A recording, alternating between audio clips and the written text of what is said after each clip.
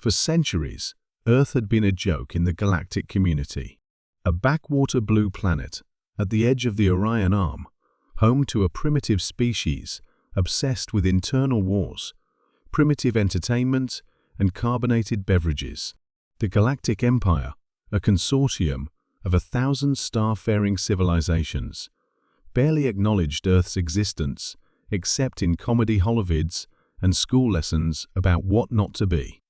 Humans, in the Empire's view, were loud, chaotic, and technologically backward. When they finally achieved FTL travel in the year 2487, the Galactic Senate laughed. Their ships were bulky. Their weapons, kinetic railguns, and fusion bombs were considered barbaric. Most galactic races had long evolved past such inelegant solutions. But the humans never laughed back. They watched, listened, learned, and vanished. By 2520, Earth's presence at Senate meetings dwindled. Their ambassadors stopped attending galactic summits. Trade reduced to zero. Their colony transmissions went dark. Some theorized they had suffered internal collapse. Others whispered of internal rebellion. The official consensus was simple: the humans had gone back to their caves. Until the day the stars blinked. It started at the edge of the Syrian sector, a vital supply route for the Empire's core worlds. Thousands of ships, carrying resources from dozens of systems, traveled through it. And then they disappeared. Not destroyed, not hijacked. Gone. Not even debris was left. Admiral Threx of the Empire's Seventh Fleet was dispatched to investigate.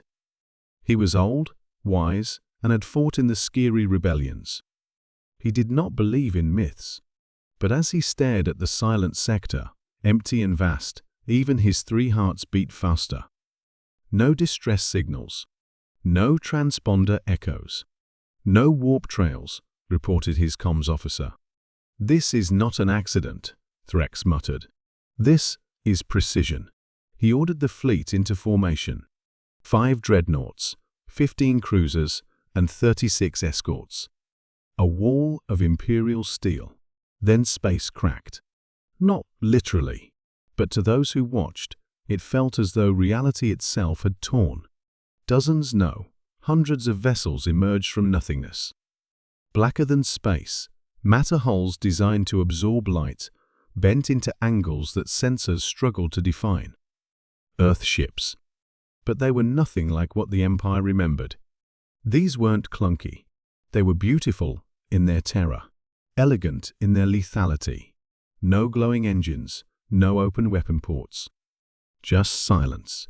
The lead ship bore no flag, no insignia, just a name stamped in stark white: UNS Revenant.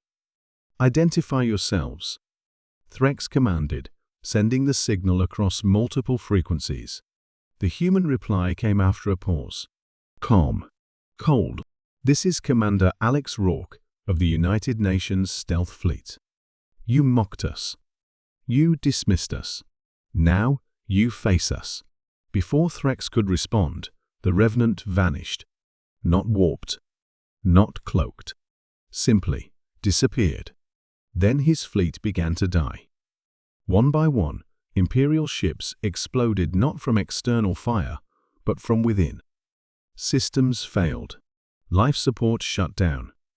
Munitions detonated in storage bays. It was as though the ships themselves turned traitor. "They've hacked us," someone screamed. "They're in our systems." "No," Threx realized aloud. "They've been inside all along." The humans hadn't vanished. They had infiltrated. While the Empire laughed, humans studied their technology.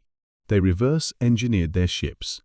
They learned their codes, their patterns, their arrogance. And they built in silence. By the time the Empire noticed, it was already too late. Across dozens of sectors, human stealth fleets decloaked. Supply routes collapsed. Communication arrays were severed. Planetary defenses were disabled without a shot. Empire outposts reported seeing black ships hanging silently in orbit, watching, waiting. Panic spread like wildfire. The Emperor himself, a 1,000-year-old AI housed in the core of Celestia Prime, issued an emergency broadcast to all citizens. Earth is no longer to be considered a primitive world. They are to be treated as a Class Omega threat. All military forces are to mobilize immediately. But the humans weren't invading. They didn't demand surrender. They didn't even broadcast ultimatums. They simply decloaked, watched, and left. It was a message, one louder than any weapon. Earth had been mocked, scorned, and ignored. But now it stood in the shadows of the stars, unseen yet everywhere. The Empire realized too late that humanity's greatest strength was not its technology, but its will.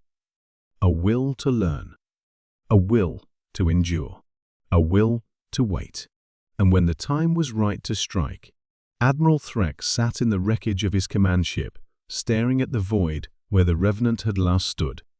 For the first time in his long life, he felt something alien. Fear. He whispered almost reverently, "What have we awakened?"